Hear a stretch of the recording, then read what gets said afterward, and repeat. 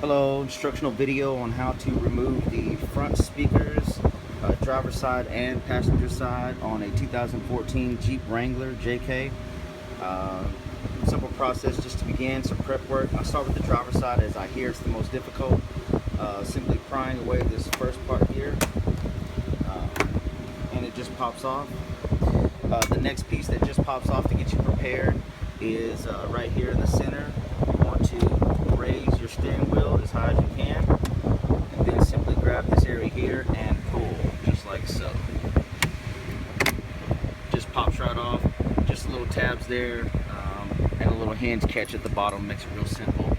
After that, you'll be looking for the little small bolts there at the bottom there, and one on the other side as well. So we'll just remove those and I'll be right back. Once you remove the two brass bolts that you'll find here and here, the three bolts, you'll find a third bolt that'll be a star bolt, just like this, down on the very bottom, this area here. Now, after removing all three of those, you'll find that you can pull the plastic out very far and work the speaker out that way. It seems as though it would be destroying it, but it's actually very, very malleable. You can move it very far, wiggle the box out, and once you get the box out, the plug for it is located on the very back. So pull the plug out of the very back and just work the box out and disconnect it. Okay, this is the box removed. This is what it looks like. There's the plug on the very back that you need to take apart. Once that's out, simply remove the screws right there. Pulling the factory speaker out of the box. I purchased a bag of polyfill. It's what I put inside the sound bar on my other video, if you noticed. This is the stuff that I use. It's about $4 for pretty good pillow size. You'll probably only use 2 handfuls of this stuff, but you'll have extra for any other further projects you have. And when I come back, I'll show the factory speaker out and putting the polyfill in. Okay, so here we are after removing the box. I have the new speaker here, and the old factory speaker is here as well. As you can see, it looks much bigger, but in actuality it's all just bezel. The factory speaker has a weather stripping around there to prevent vibration and to create a nice seal around here. If you saw my last video, what I did was I used my jigsaw and I simply cut these brackets right off here. And since no one is going to be seeing this speaker, there's no sense in making it all pretty unless you just want to. Just make sure that all the little burrs and everything that you leave left over is clear of the new speaker, and that way you don't have any damage to your speaker. By using this factory bracket, it will fit right back up in there just like it's supposed to. This speaker will simply drop down inside of this torn out part here that we're gonna end up destroying, and I'll show you the complete version in just a moment. Alright, here we are again with my super crude method of simply removing these brackets around there so that I could use this bezel in order to make it fit with a factory fit.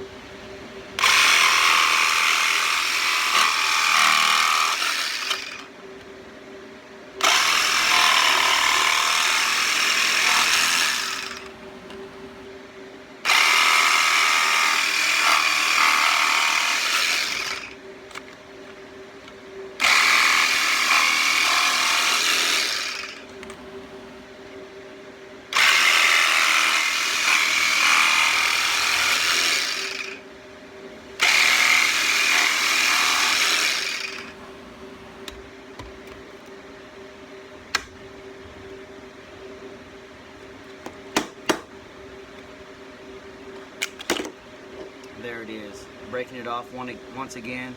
Don't worry about these berms. As long as they clear, you can use a Dremel to clean them up if you like, but plain and simple, all I need is this bezel here, so I can drop my factory speaker, or I can drop my aftermarket speaker down inside this little lip and attach it right back with the same mounting brackets there right into the factory holder.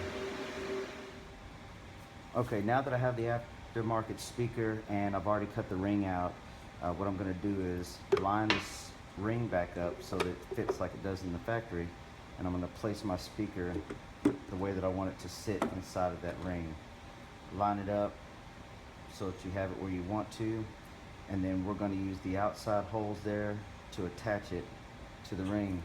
What I'm going to do is drill small pilot holes, and I'm going to use the existing hardware that came with the new speaker to attach the speaker to the factory ring that's going to attach it to the box.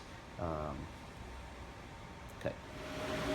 Now what we have here is the completed version. What I've done is I've taken a handful of polyfill, I've stuck it inside there, not a lot, to your preference. I took the mounting hardware that came with the aftermarket speaker. I simply pre-drilled the small holes, as I showed you earlier, and simply just put screws inside each one. It is plastic, so don't over torque it. You just want it to hold the speaker in there pretty tight, which also holds the ring to the box. After that, I reinstalled the factory hardware, lining up in these little tabs here, so that the speaker will sit upright the way that it did in the factory setting. So what I'm going to do now is put the box and the new upgraded speaker back into the Jeep. I recommend testing it before you button everything back up, because if you've done something wrong, it's quite a long process to get just this one speaker back out. I'm going to go ahead and reinstall this, test it, and I'll be right back. Okay, I've tested, and I've just set it back in there basically just so I could hear it, I could look at it, monitor it, make sure it's working the way I want it to work, it sounds the way I want it to sound. And now what I'm going to do is simply button it back up and go after the passenger side. Okay, just like on the driver's side, you had the two brass bolts that you need to remove. You had the one bolt that was down on the bottom there, and then there was the one bolt that went right there that holds the speaker in. Also, right at the glove box where you took it out, there's a bolt right there that you need to take out as well. That makes this plastic real pliable, real movable like that. You don't really have to do too much after that. Simply manipulate the box, and you want to move it this way, right over towards the opening where the glove box was, and simply pull it out after disconnecting the rear, which is very accessible. It's a large opening, it's very easy to get out. As you see, I've just done it with one hand after taking out all the bolts and detaching the rear piece there.